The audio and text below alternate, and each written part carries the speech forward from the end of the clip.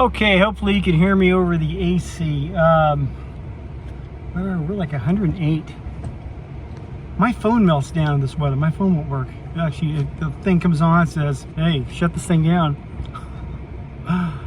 So I put it in the fridge, which is not a good idea because of condensation, but it cools it fast. Okay, I watched a video this morning. It was a JRE clip, a clip of a Joe Rogan podcast, where he's talking to this guy. I think he's a Christian.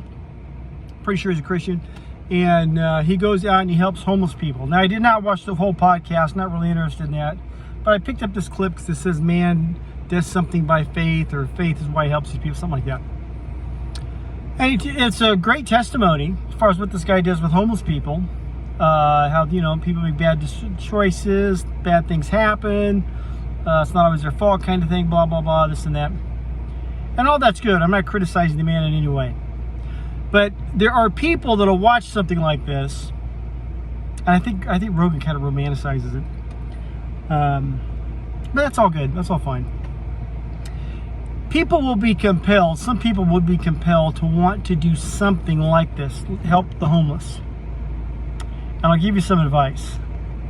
If you are of the mindset that, you know, this, I know people like this. They see people on the streets and they want to do something, and they get involved and they go out and do whatever. And sometimes it's good, sometimes it's bad. But they have a heart, and, you know, they got to act on it. I get that. If you're going to do something, if you're compelled to help the homeless, go into your community, wherever you are, and look at the organizations that do just that. And see if you can volunteer. Now, most people will poo-poo that idea because they want to do their own thing. Some people will do it because they want to be the star of the show. I know that type as well. But the reason I say that is, if you go in and you volunteer and kind of learn what's going on, you might be able to keep yourself from getting hurt. Or if you don't want to do that, if you get a group of people, you want to help the homeless, okay, don't do it alone. Don't do something like that by yourself. Take a group of people. There's plenty of churches. If you're a church, plenty of churches have little programs like this, where they go out and help the homeless, share the gospel, this kind of thing. But some people aren't into that. I get it. But my advice to you is, if you really want to do something like this to be effective, and to be effective, I mean like not get hurt, go see what other people have done. Another thing, wherever you see homeless, you think this area, I need to help the people here, wherever you're compelled or drawn to, go to the cops in that area. Not all, you might have a bad feeling about it. Not all cops are bad or good or whatever, but go and ask them, hey, I want to do this, what should I do? And give the guy his piece to say what he's going to say. He'll probably say you're nuts. We'll be carving you off the street, kind of thing. Or he'll say, you know what? If you really want to help people, here's what you need to do. You need to go to that organization, or you need to go to that guy over there who's already helping people and give him a hand. Okay? Do some research. Don't just go out on the road and talk to a homeless guy. I live in Central California. This is no joke. People say, well, you know, they're all humans and people, and they had parents. I get all that. But most of them are dealing with addiction. Okay? Terribly sad. I've dealt with people with addiction who weren't homeless. Some I was related to or friends with for a long time. Okay? And even in those conditions where you already have a rapport with these people, they become vicious snakes when they're under addiction. This is not safe. So if you're going to go out on the street by yourself, dealing with people that see you as a resource or some kind of threat, and they're dealing with all their monsters, their demons or whatever, it would be very foolish for you to go out there with your big soft heart that you're going to turn people around and say, you know, you have to take care of yourself first before you can tell other people how to take care of themselves. So do not be a fool and get yourself into big bad trouble. Another thing, you could do something and someone doesn't like it, and you can charge for it. In California, you go to jail. And maybe financially, they'll make you homeless. So be very careful. If you're compelled to want to help people or do something, do some research.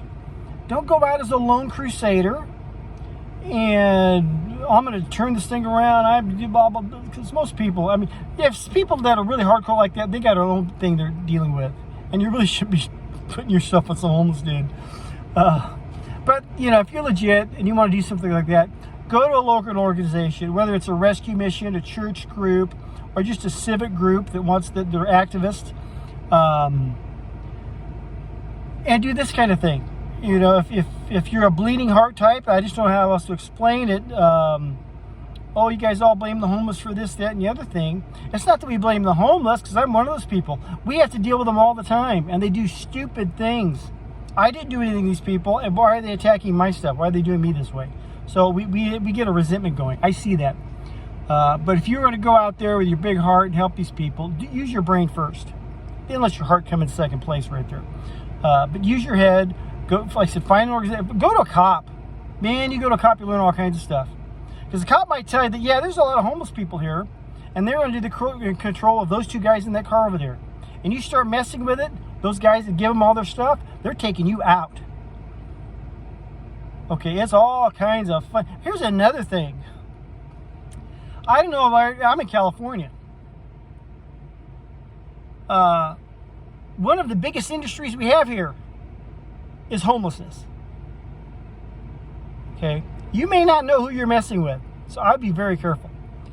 Once again, go find an organization that does this kind of thing, if not just to learn. It doesn't mean you're going to be a part of them forever, but join the program, do some volunteering, and see where they are effective. And then you might see bureaucracies where they can't do a lot because they're a big organization, and then maybe you learn, well, I could do this better this way, and now you know something. You've picked up some wisdom, okay? And you're still alive to talk about it without a shank in your neck or something like that. It gets bad. It gets bad here, especially when I don't travel beyond a certain road, for a certain street. I used to live across that street. Certain streets, I no longer go into that. I have no idea what goes on in that part of town. It's all dead to me, because it just ain't worth going over there for the trouble you get into. Anyhow, I've gone on too long. If you want to help people, use your head. Go see what other people have done. Maybe set up your own program, and don't do it alone. Dumb. Anyhow, use your head. Love you. God bless.